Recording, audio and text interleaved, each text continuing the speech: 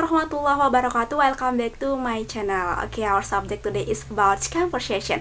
I would like to explain about conversation ya. Jadi hari ini saya akan memberikan sebuah materi tentang conversation ya. Jadi hari ini fokus ke bagaimana cara sukses dalam belajar conversation. Tentunya kita ketika ingin memulai sebuah bidang baru atau sebuah materi baru, tentunya kita harus tahu dulu cara atau tipsnya bagaimana supaya ya yang akan kita pahami atau yang akan kita pelajari lebih dalam, yang akan kita gali lebih dalam, akan lebih mudah dalam mempelajarinya. Tentunya di dalam bidang conversation tentunya ada cara dan tipsnya agar kamu lebih mudah dalam proses belajar mengajar. Oke, jadi saya harap video hari ini bisa memberi manfaat buat kita semua, khususnya dalam proses belajar mengajar atau sebagai referensi dalam proses belajar mengajar bahasa Inggris, tentunya khususnya di bidang conversation or speaking English. Oke, don't forget to like, subscribe, and share to social media. Jangan lupa untuk terus mengikuti isi video ini don't skip. Oke.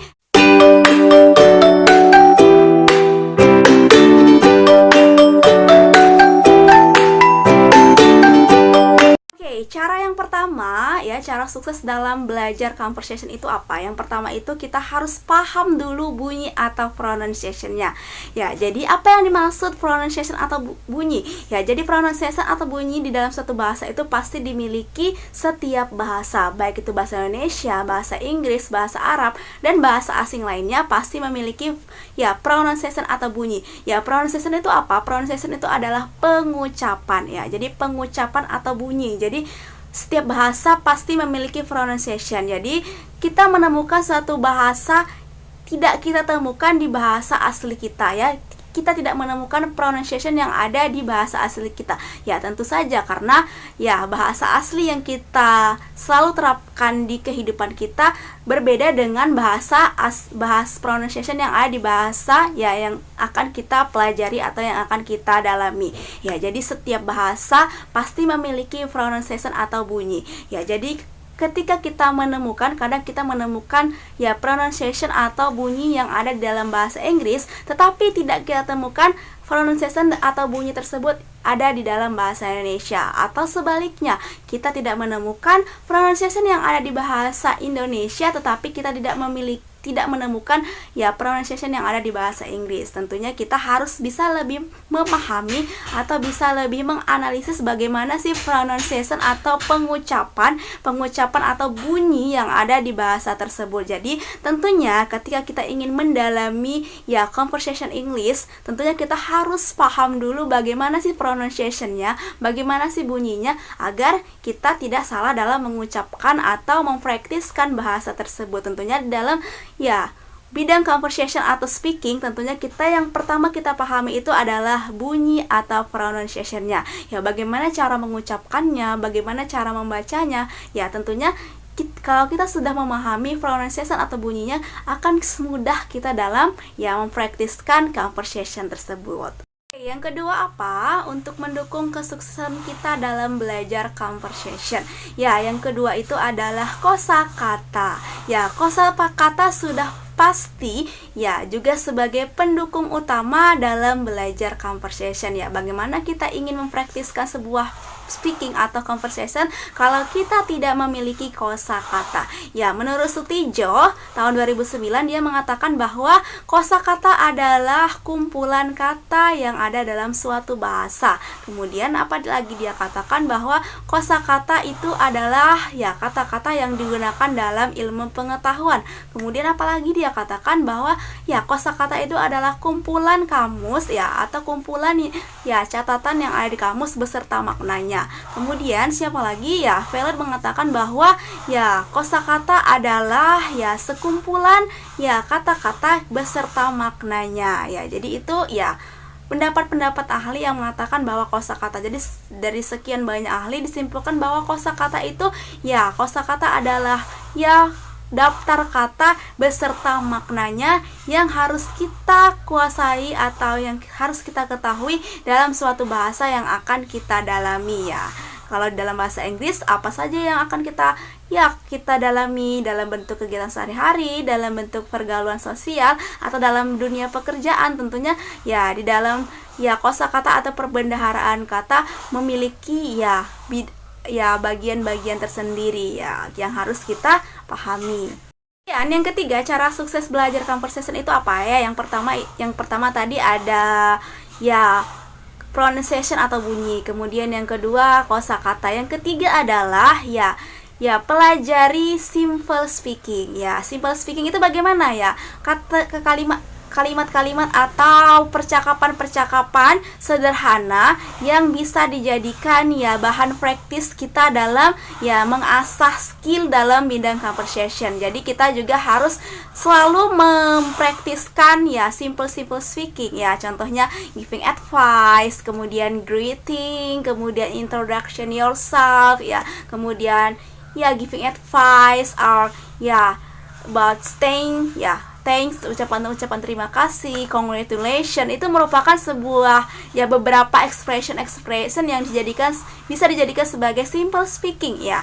Jadi simple speaking itu bisa kita lakukan atau kita praksiskan dengan teman kita minimal 2 orang atau 3 orang atau lebih ya. Jadi bisa kita praktiskan dengan menggunakan simple speaking. Jadi kenapa kita selama ini selalu menghadapi atau menemukan masalah kesulitan dalam mempraktiskan conversation ya, karena kita jarang mempraktiskan simple speaking. Jadi simple speaking ini sangat memudahkan kita atau sangat membantu kita dalam bidang praktis ya. Contohnya menanyakan kabar, how are you today what are you doing no ya. Jadi itu merupakan sebuah percakapan simple speaking ya. Jadi yang bisa dijadikan sebagai praktis ya. Jadi semakin kita sering praktis simple speaking, tentunya lidah kita akan semakin terbiasa dalam mengucapkan bahasa asing tersebut ya.